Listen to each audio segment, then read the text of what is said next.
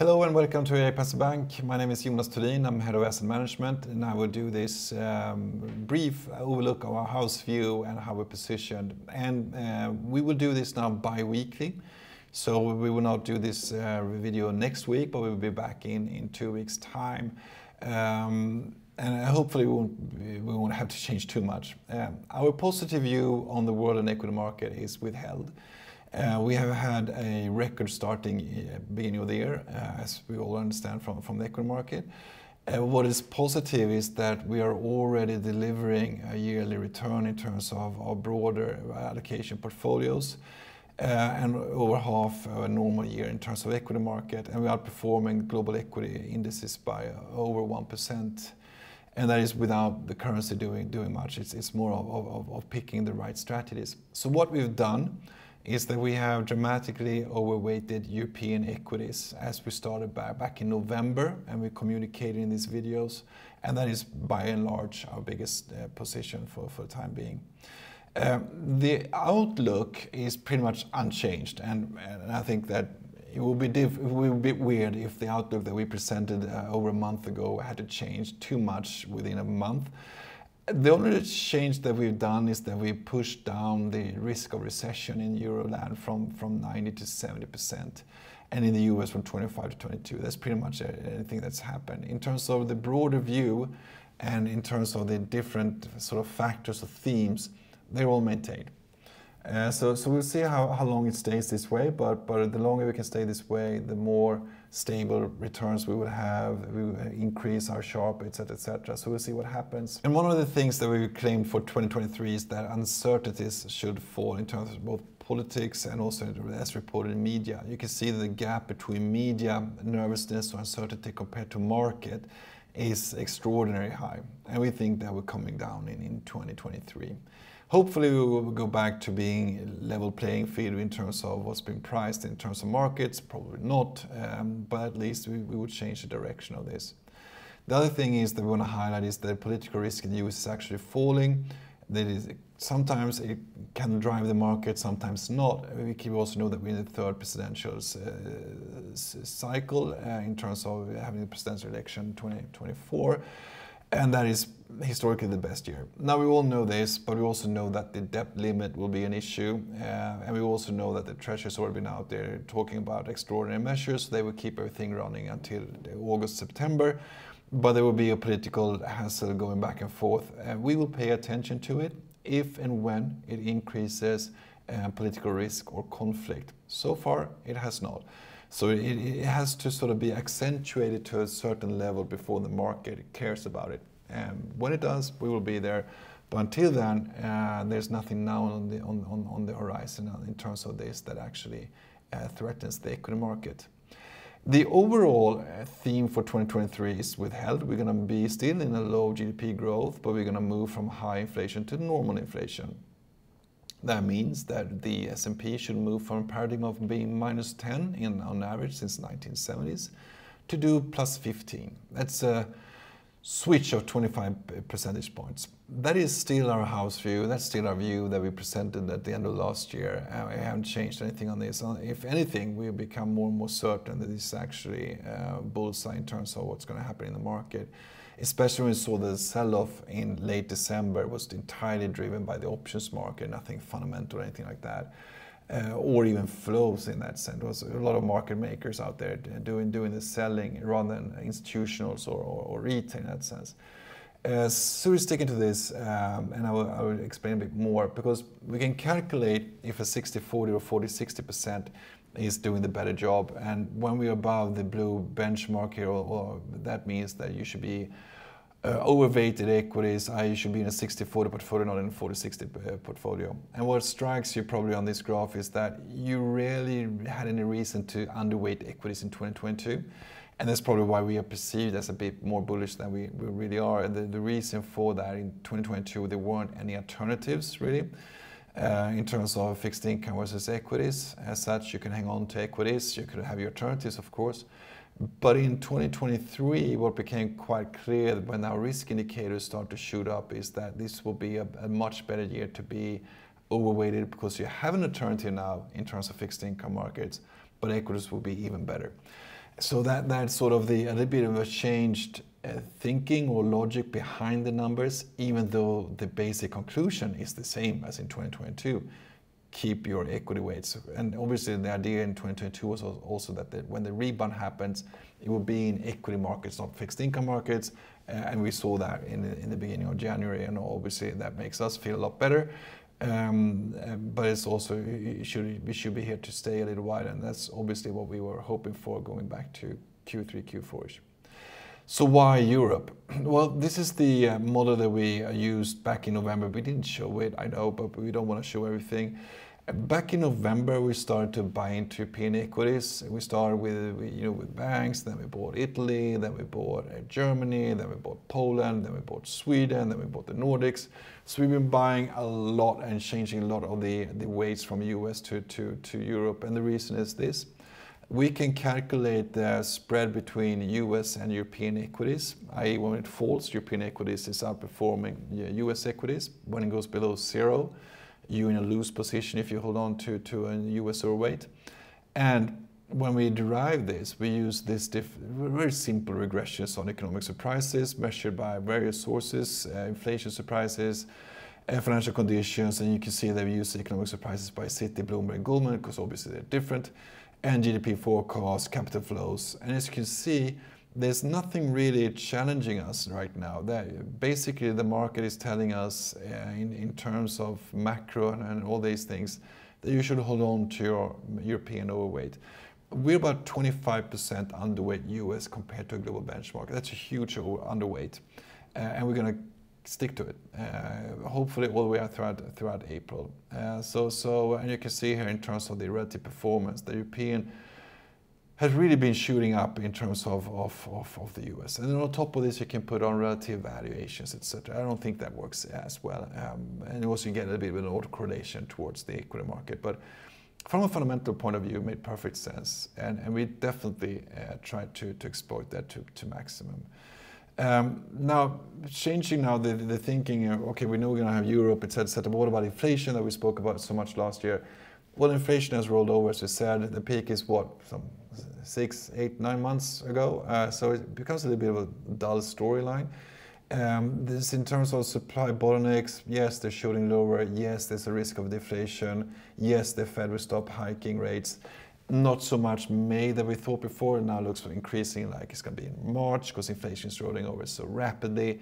And obviously it's also driven by that we can see peak wage growth that we start talking about last summer. It's still happening. It's still working its way through the economy. It's still putting an effective lid on inflation. Now it's funny though, there is an argument out there that unemployment rate has to rise in order for inflation to come in lower. So basically you're arguing for a Phillips curve. If you take data from the 1990s up to today, you can actually see that there's a virtually flat relationship between these two variables. And then you can look in different time periods and you can try to find a little bit more statistics that actually works to make that argument. We don't really try to fit data to fit one or the other arguments, but we look at data objectively and see that you can't make that argument if you look at the entire data. You can make that argument given the underlying correlations, but you become more of a cyclical argument than a rule that unemployment rate has to rise in order for wage inflation to fall. Here you have wage inflation, and here you have unemployment rate, and here's the correlation. And you can see you can have positive correlation, you can have negative correlation, and the correlation on the mean since 1970 is virtually flat, it's virtually zero. So that means that to make that argument, unemployment rate has to rise for wage growth to come in lower. It becomes much more of a contextual argument. And that's where we had to zoom out and put this into context of the current paradigm, the current macro environment. And when we do that analysis, we see that wage inflation can certainly roll over without unemployment rate rising, i.e. we can certainly be in a soft landing. We would sharply go against this naive argument that there's a rule out there the unemployment rate has to rise in order for inflation to fall, because statistically, no. IMF confirmed this back in November, so please look at Sky News or BBC's news coverage of this debate, because obviously it's a hot topic in the UK given the wage negotiations with the NHS and the whole theory behind it. But it's quite interesting that this kind of argument is still floating around, if you can call it that. That means that the so-called sticky services wages all of a sudden roll over. Surprise, surprise. And it rolls over following headline CPI, as it always does. And there's nothing sticky around this thing. And then you can look at core sticky CPI excluding shelter. So you can sort of, this is, I think, is quite interesting. The market, the small section of the market that is still afraid of inflation, used wages, and okay, that's not wages, it's services wages, okay, it's not service wages, it's core sticky, core CPI, okay, it's not core CPI, it's core CPI excluding shelter. So it becomes more and more and more and more out in the whiskers of the bell curve in terms of how to make argumentation fit. At the end of the day, it's all, depending on the headline CPI, it's all rolling over. Especially if you look at shelter, we know where that's going to go. It's going to implode rapidly in the coming months. So inflation will definitely go lower a bit. That's our forecast since last December holds, and I think it still holds. We're going to be sub 3% before summer. And that means the Fed will soon start hiking, stop hiking. I hope I didn't say start. And compared to the previous forecast, we're going to go higher, but for a shorter time period. Now that means this kind of blue boomerang is still set in motion. And if you look at where the peak will be, you can now start to see different conclusions. If you look at overnight index swaptions, or if you look at futures or forwards, you can see the market is moving towards March, which we think is going to be the end game rather than May. And you're going to see almost a 5% peak. But the market will sort of nag away from that, so maybe the effective rate will be a bit lower, and then we're going to start heading lower again going into the year end. Now, remember the Fed pivot, October 2022. That's when, if you look at this is the November meeting, which was quite interesting then, but if you look at the February meeting, you can see that it was a huge percentage chance of a 75 basis points hike, and it was about a 15% hike of a 25 basis points. But given the pivot that happened in the fixed income market, you can see that the probability for a 25 basis points hike is now 78%. This is the pivot that matters for the equity market, for the CDS market, for the counterparty risk market. The pivot for us is not that the Fed will actually start cutting rates, because if you're waiting for that, you're going to miss the equity trough. And the equity trough in this sense was, if not in June, definitely back in October. So you're going to be almost a year behind the curve, which I think is a less optimal way of managing money. The pivot that matters is what's priced in the market, and this is a clear interception here going into October, which is quite interesting. And it's going to keep on running that way. So we're going to be short, we're going to be long US Treasuries. So we bought at 420 on the 10-year. We're down now sub 3.5, 3.5. The market went against us in the beginning of January, but we decided to be a bit, at the end of December. But as I mentioned before, there was a lot of option stuff going on in the equity markets. We didn't pay attention to it, but didn't act on it, and then we got it all back again. So this is sort of a steady Freddy development. This means that financial conditions will peak, as we argued, and roll over. And according to us, it could roll over quite aggressively. Is that a reason for the Fed to stop cutting, or from them to stop hiking rates? No, I don't think so. Because the end of the day, it's the inflation that you're after. They don't want to create financial conditions for financial conditions' own sake. This also means, in terms of the equity market, this is the 5th worst year since the 1950s in terms of positive days, trading days. If you look back in 2022, we believe this is mean reverting is going to pop up again. Another reason why we keep on the equities, for example, is the tremendous liquidity injections we see in China. They're continuing to pop up. Then you can sort of explain the Chinese rebound by reopening, blah, blah, blah. For us, it's much more about liquidity injections, and they're biting with a normal lag. So we keep on some Chinese equities for that sake. Margin debt will return in 2023. It's already troughed and rebounding in terms of second derivative. Obviously, that leads to an equity trough. If you look at the sentiment index, I think this is very interesting. In December, when the equity market fell off, the equity sentiment actually went up. There's nothing here that shows that the sell-off that we saw in December threatened the equity sentiment. And this is because the sell-off was entirely driven by the options market and market makers rather than institutions or anything like that. And I think that's hugely important when you look into the rebound, because if you went long and sold off the equities there, you sort of missed the rebound. And this is poorly updated. It's actually a bit higher today. So the equity sentiment is still positive, which is a good sign. If you look at risk indexes, looking at rate spreads or CDSs or FX vol and fixed income vol, you're almost back to sort of the high and great bull market indexes, and the equity market is severely lagging this, which is great because then you can just buy on as much as you can. Fear and greed, we're not too much bigger a fan for fear and greed because they're too autocorrelated with what's happened on the equity market, but at least we're popping into greed area. And if you look at high lows, advanced declines, bullish, bearish, you can actually see a solid buy signal as well. If you look at counterparty risk, if you look at dollar liquidity and vol curves, you can actually see that you should have faded the entire move in December and you should have kept your longs. And if anything, reallocated, which is what we did, in order to explore more in terms of Europe. That's why we bought Poland, for example. And the equity market will bounce, which it obviously is doing right now and has been doing. So it's a great start, but as I point out here, it shouldn't really be surprising because it's been in data, and we certainly prepared for Europe back in November and December. So it's a warm welcome in terms of European equity markets. But we're not alone in this, obviously. If you look at smart money indices, you can see that there's a huge demand from institutions to be on this train, regardless of what happened in December. You can see the flows are really popping up for the equity market. And where does it come from? Well, predominantly from cash positions.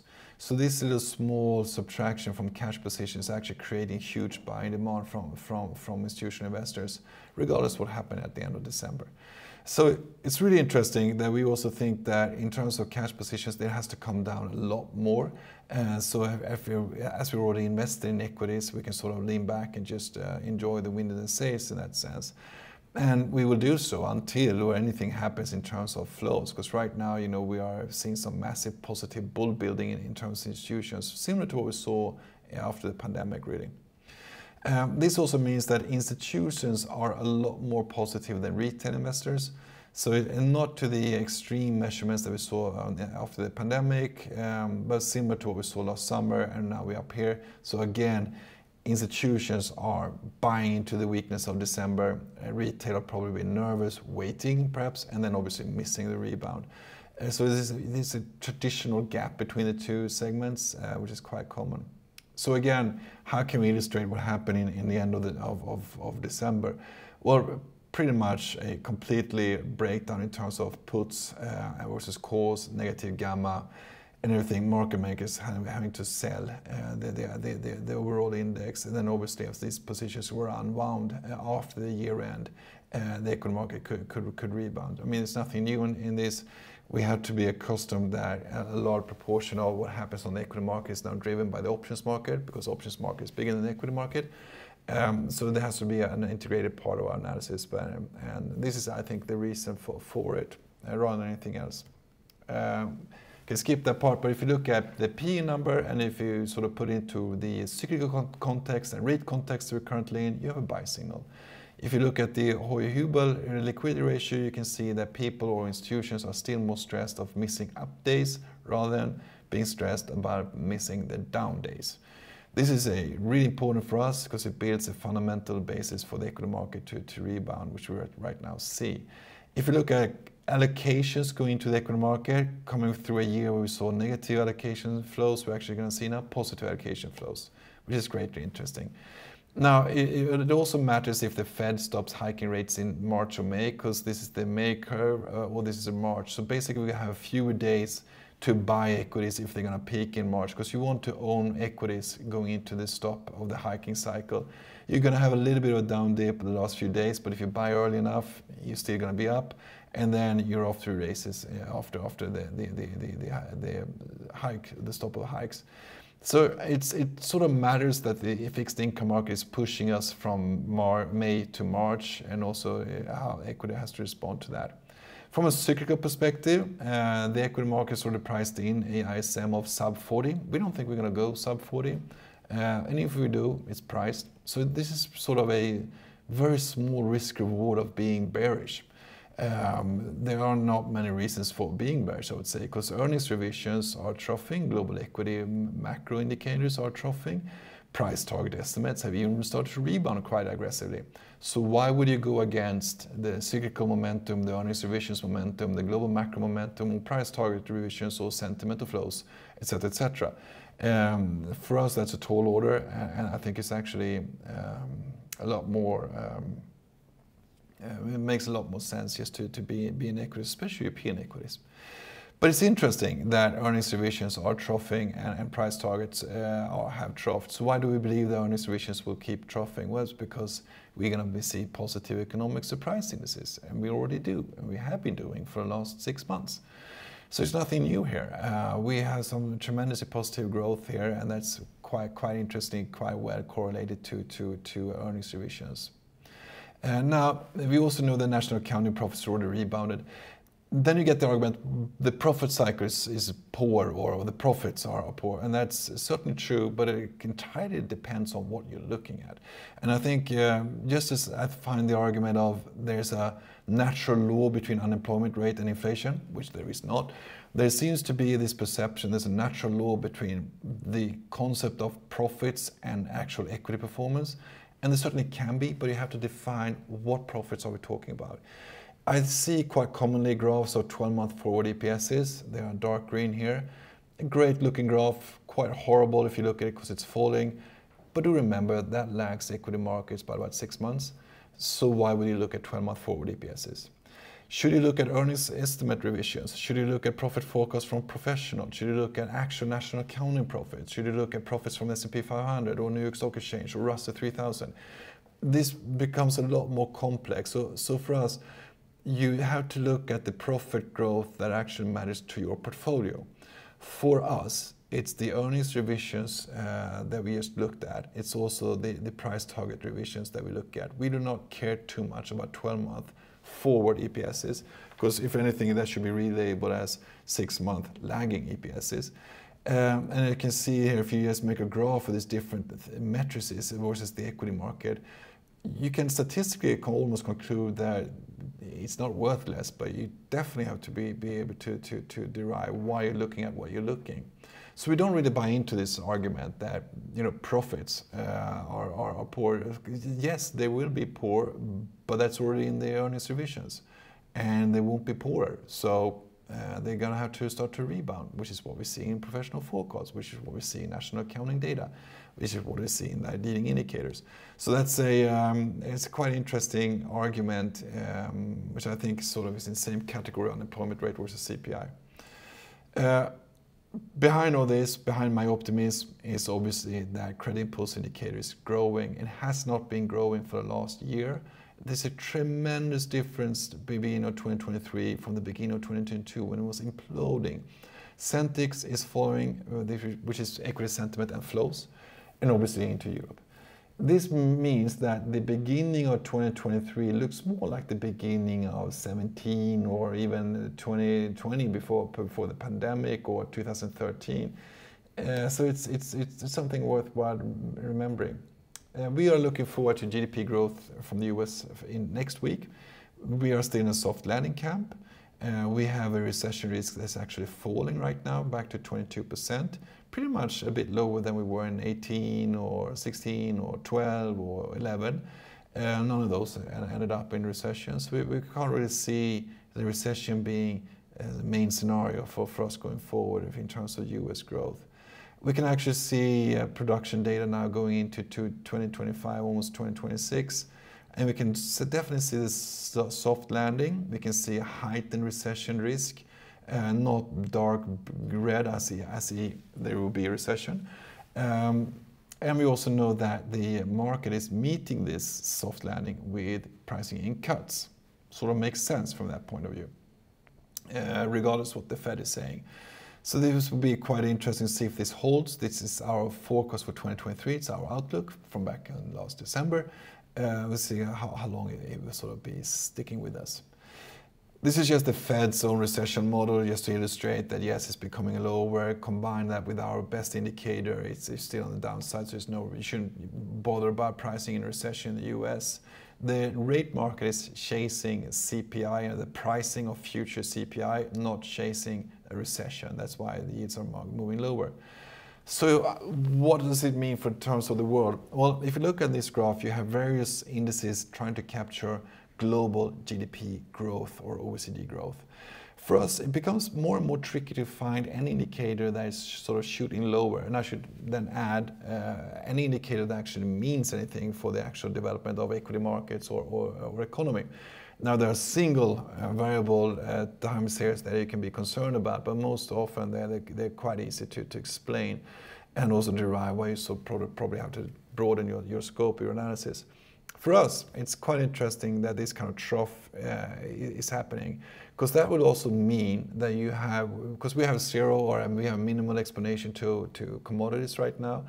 So that's actually where we have the most headache right now in terms of how many of the CTAs or alternative strategies will actually make something happen in 2023, and how much should we, instead of alternatives, buy into the commodities. And in what currency should we buy those commodities? So that's sort of an interesting strategic shift that we're going to be working with for the next couple of weeks here at us. The GDP growth, remember that the fourth quarter was supposed to grow by 0.2% according to the economic consensus. Now, according to the economists, it's going to grow by 1.2%. We think that's about 1 percentage points too low. According to the Fed's now cost model, it's about 300 basis points too low in terms of growth. I.e., the slowdown that we were expecting at the end of 2022 is not happening in the US. It's actually not happening in Europe either. The risk reward, again, is for equities.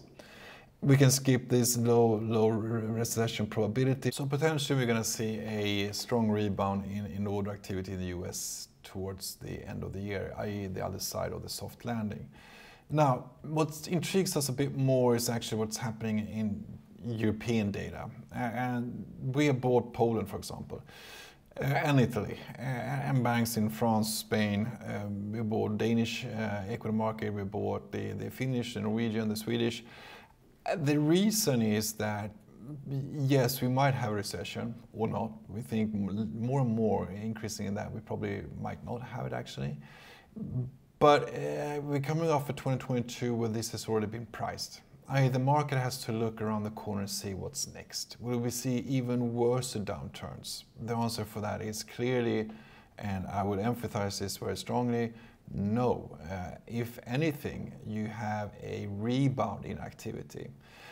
Will that cancel out the recession? Maybe. In some countries, probably. But the rebound that we see right now in terms of, this is just some German data on chemicals versus the Polish market, or this is just the Polish macro versus the Polish market, this is GDP, still growing 5%. It's very difficult to see a material slowdown from what we have seen in the equity market.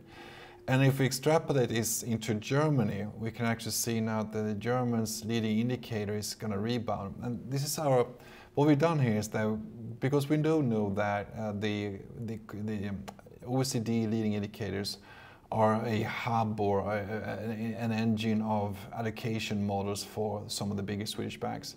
So basically what we can do is we make a leading indicator of the leading indicator, which is not too much rocket science. So the green here is supposed to be ahead of the blue. And i.e. we see a rebound, i.e. the blue will start to rebound and increase, i.e. the bigger banks will start to overweight and come back on in terms of the equity market. We're looking now in terms of timing probably in February, end of January, beginning of February.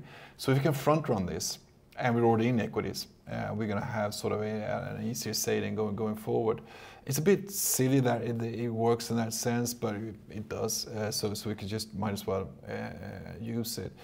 But the core of this on the macro point of view is the leading indicators will trough and start to rebound. If you look at the German basket, for example, that we bought, you can front run that by just looking at the chemicals and chemical shipments in black here. You can see now a huge rebound. So is that entirely down to China reopening? No, it's actually also down to the fact that European economic activity is sort of not really falling off a cliff. Now contrast that with the PMI data, which is quite often referred to in media, so oh, the PMI can mean this and that, which is true. But remember that we're a house that we're looking at more on hard data than survey data, because surveys can be a bit whipsawed by anything basically. But hard data is a lot more difficult to sort of to explain away in that sense, and hard data is leading equity markets a lot better. So this sort of reaches a crescendo in terms of Swedish equity markets, because to be ahead of the Swedish equity markets from a macro point of view, you can make a Swedish indicator here in black, and it's sort of supposed to be sort of leading. So what we like is what we saw in 2012. The indicator shoots up and the equity market is falling asleep, or back in 2002, and then all of a sudden you have to reprice everything. We see now potentially the very same theme. There's a tremendous upwards momentum. Well, that could also be less of a downwards momentum, but on a relative basis. And the equity market has fallen asleep, and now we have to start to really wake up. And obviously, the Swedish equity market has done some, I don't know what is it now, 15-20% since October, which is good, but not near enough for what we can get if the equity market is supposed to be catching up to underlying business cycle. Now, remember a year ago we were very bearish on real estate in Sweden. We said we were all out of Swedish equity markets, and we were, because we saw this falling time series. Now we start to see a little bit of a softening in the fall. We can actually see a little bit of a fish hooks going into the market. So actually in our single stock portfolio management, we actually bought a small stake in Swedish real estate, because we're a bit very careful on this, but I think it's 2023. Is the year that this data will trough and start to rebound. So we want to be in that game for sure. Now, obviously, we also want to be very careful in terms of the demand side in Sweden, because do remember that retail sales is obviously in steepest recession that we've seen since data began in the early 1990s. So we want to keep this tilt towards manufacturing companies, and manufacturing companies that have a sales or market that's outside of Sweden. So there's nothing new in there really, but I think it's interesting is that this type of rebound that we see in indicators for the equity market means that for us, this overweight in Europe that we've been building and sort of been carrying since November makes a cyclical sense, it makes a valuation sense, and it makes a flow sense, and also a fundamental sense. And we're quite fortunate and happy that so far the market has rewarded us, and we'll see for how long we can keep those stakes. There's nothing really on the radar that challenges this right now. There's some popping up of Chinese strategies, but we already have those. So we're probably going to stick to the guns for the next couple of weeks at least. And I will be back in 2 weeks' time. Oh, sorry, I forgot this again. This is just a brief overview on what we're looking at. So you can see Nordic ESG, Europe SRI, Germany ESG, Italy, Nordic high dividend, etc., etc. The year's starting off a lot better than last year, obviously, and we were sort of pulling away with almost 1.5% if you look at more sustainable portfolios. So it's a good start, but we don't really see any threats for why this shouldn't continue for the time being, which I think is a great great conclusions from hard data. That said, we will be back in 2 weeks' time with an updated version of the house view and see what we've changed, if anything, or how we sort of just are able to sit a bit calm in the boat, basically. So with those words, I thank you so much for your attention. I'll be back in 2 weeks' time.